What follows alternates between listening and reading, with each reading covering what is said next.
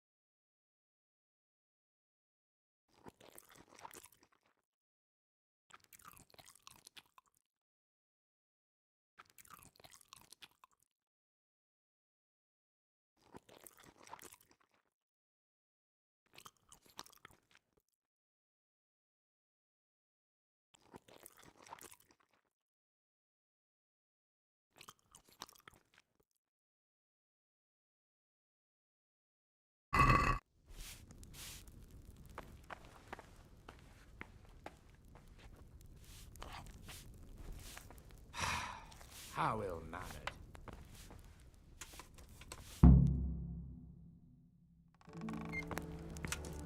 Ah, milady. You are fortunate our good lady Stephanie of Talmberg has graced us with her presence. My lady, I'm honored. So this is our brave young man. Welcome, lad. Bozhena here will take care of you. No doubt you're tired and hungry. Indeed.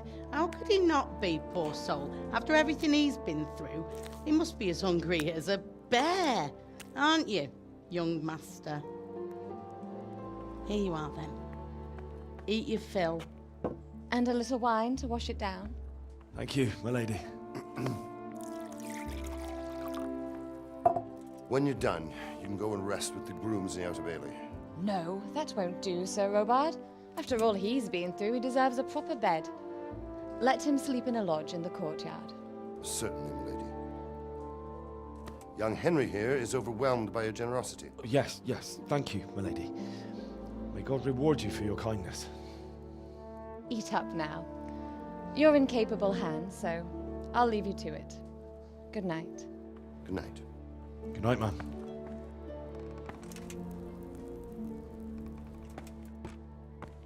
When you've done, you can sleep in the bedchamber of the courtyard lodge.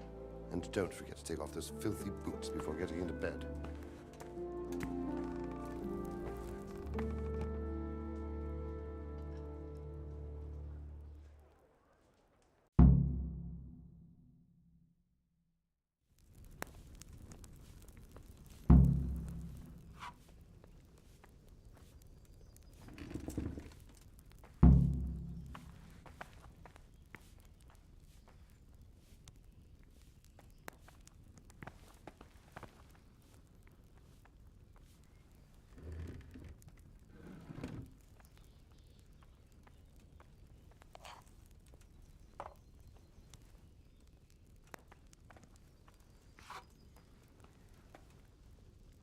I hear you came from Skalitz today. It must have been terrible there. How did it happen?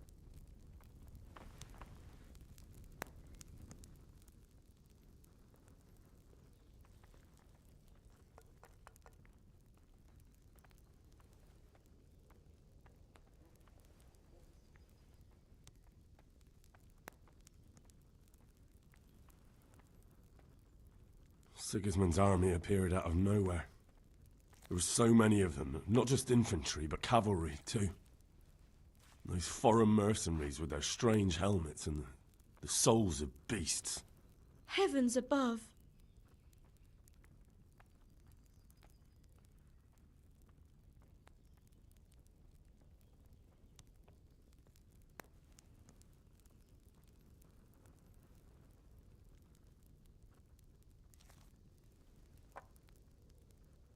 I ran to the castle for shelter with the others. Behind me I could hear the shouts of the attackers and the screams of the wounded. Then I turned and saw Father trying to save Mother. They were both killed. The gate was closed by then. The men on the battlements were calling to me to run and warn you here. And with God's help I made it. My God, that's horrible. You were lucky to survive. And our thanks for warning us. I'll pray that you see better times.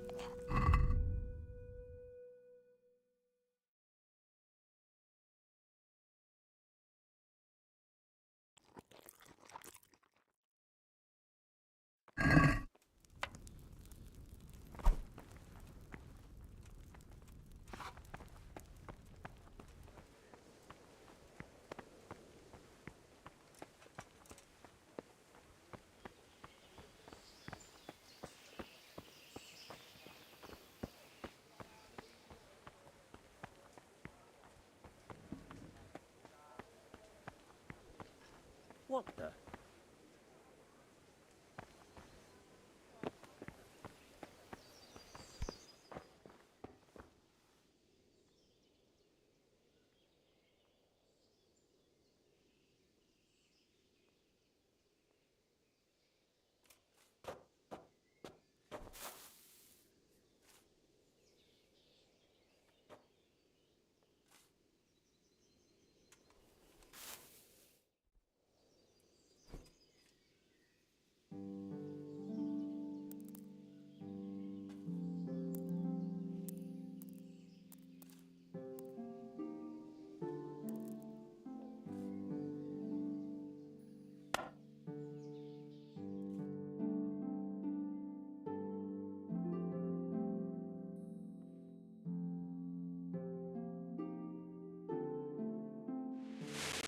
Today the patrols will be doubled.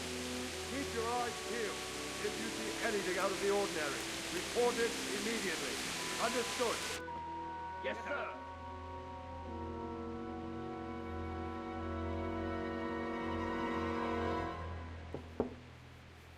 Yes?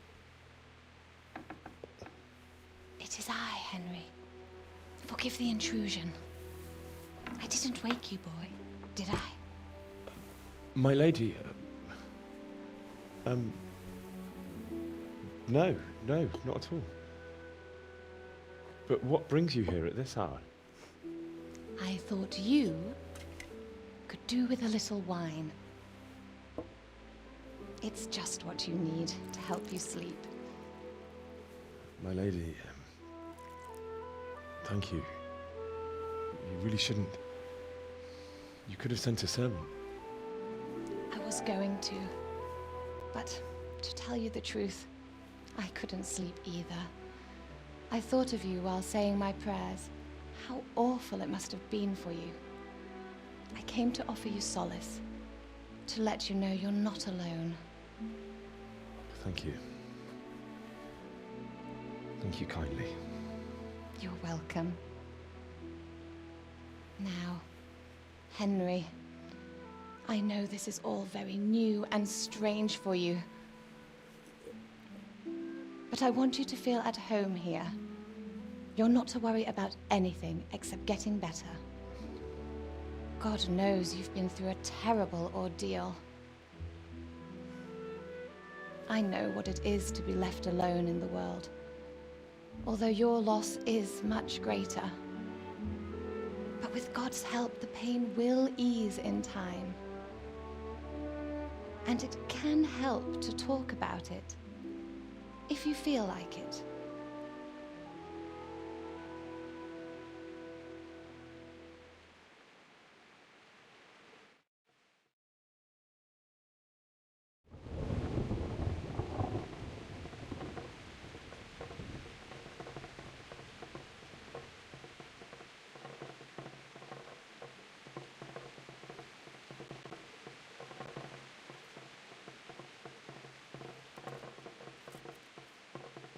You might be right, my lady. I'll tell you what happened. It was terrible and unexpected. The day started just like any other. Father sent me into town on some errands.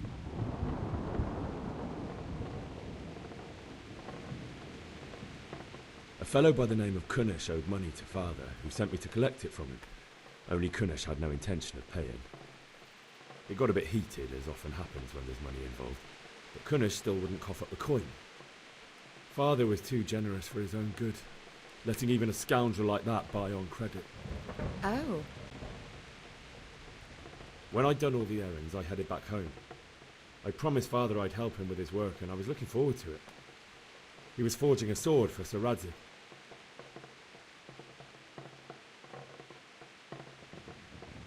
Father and I always chat in the forge. On that particular day, I asked him if he'd teach me swordsmanship. He said no. He said it's better for a man to keep his head on his shoulders than lose it over some pointless heroism. If only he'd known what fate had in store for us. Oh. But Sigismund's horde was already on the horizon, ready to attack the town.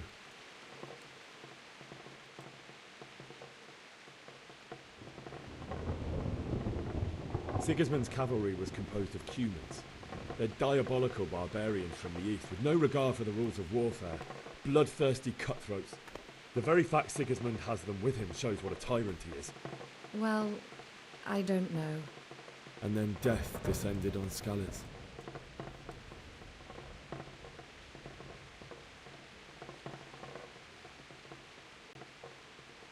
Father told me to take shelter at the castle while he went to get Mother. She was stranded in the town, surrounded by Sigismund's butchers. And then I saw him knocking down one Cuman after another. I never saw him fight like that. But then the leader of Sigismund's raiding party, a knight in full armour, saw Father and charged at him. He cut down my father without a thought. And then he turned on my mother. And he murdered her in cold blood. You poor boy. May the Lord have mercy on their souls. I ran to the castle like our neighbours to take cover, but I didn't make it. I had to find another way to save myself. The men on the battlements called down to me to flee to Talmberg and warn you. I was lucky I knew a concealed path around the castle.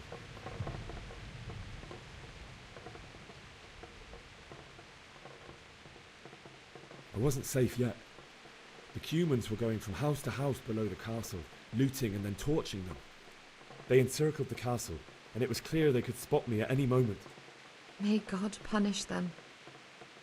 Then I heard a scream. It was Teresa, the mill wench. She'd been caught by a gang of Cuman savages who planned to violate her. I had Sir Radzig's sword, and even though there were several of them and they were better armed, I had to try and save her. I wanted there to be at least one person I'd helped. And I succeeded, even though it almost cost me my life.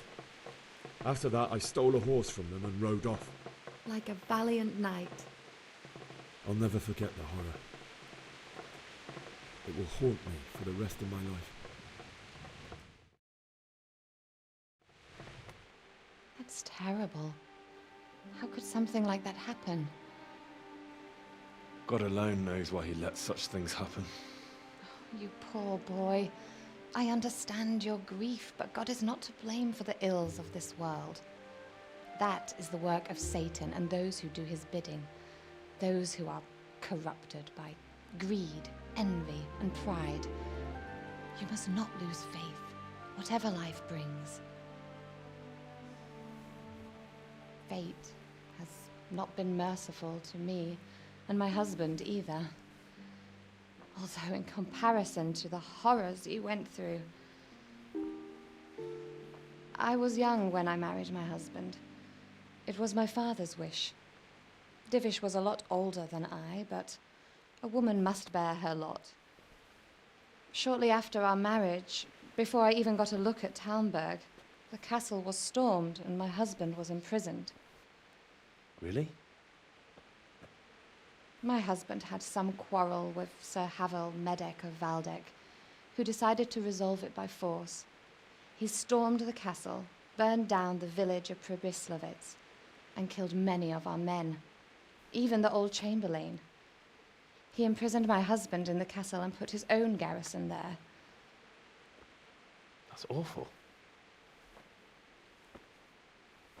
I was barely 18 years old, and all of a sudden, I was left alone with Sir Robert. We didn't know what to do. We went to Prague to appeal to the king and sought help from Divish's friends, but all to no avail. We tried for years, but it seemed I was destined to be left alone and my husband to rot in jail in his own castle. Years, you say? 7 years. That's how long it took before Havel was condemned as an enemy of the crown. And even then, he refused to surrender the castle and release my husband. In the end, I raised the money to pay a ransom, and only then, by the grace of Lord Jesus, did I finally lay eyes on my husband once more. 7 years. And was Havel punished for it? Never. And after 7 years, my husband returned to me an infirm old man. Sir Divish seems like a good, strong man. Certainly, only he has many concerns. He had to rebuild Talmberg. After he was released, the king appointed him Burgrave of Prague Castle, and he was very busy. He had no time for me at all. But at least we were in the city, and there was something going on. And now, we're here. My lady, you're still young and beautiful. Your best years are still ahead of you. Would that that were true, lad. Would it were true. But what am I doing bothering you with this? You have troubles enough of your own. I'll go and let you sleep.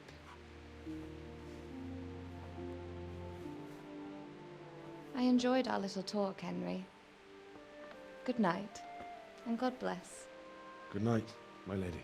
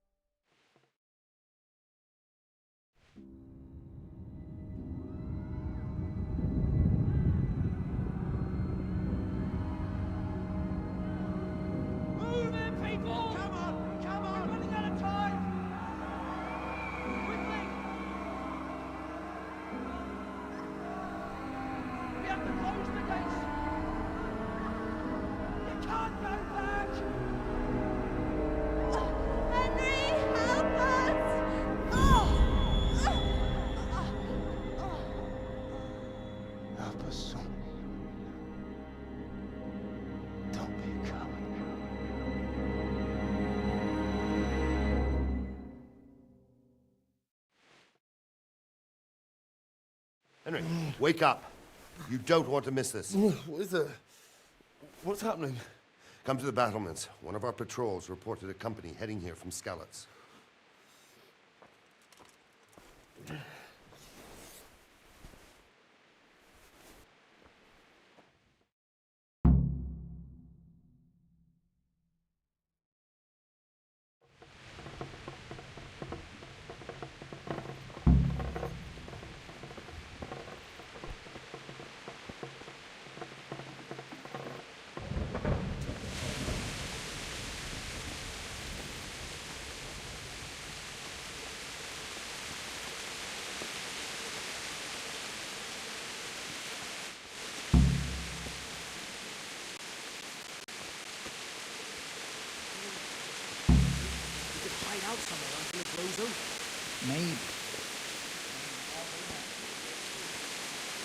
battling swine, maybe.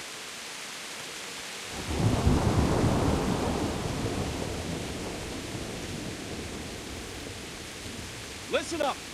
If it's Sigismund and his army, prepare for the worst. But don't be daunted by their numbers. Heed my command, and all will end well. What's going on? I don't know. It doesn't make sense. Why would Sigismund advance on Talmud in the night? Especially since he's lost the element of surprise after the raid on Skalitz. Maybe it's not him. Then who is it? The scouts Jivis sent to Skalitz to spy on Sigismund said he'd set up camp and was getting ready to storm the castle. And so Radzig is an experienced soldier. He'd surely hold the castle for quite some time. It doesn't make sense. What else did the spies see? Not much of anything. Before they could get close enough, this huge storm started. And you were right. Sigismund has a hell of a lot of soldiers, including all manner of mercenaries. An army like that costs a fortune. Well, anyway, we'll find out when they get here, won't we?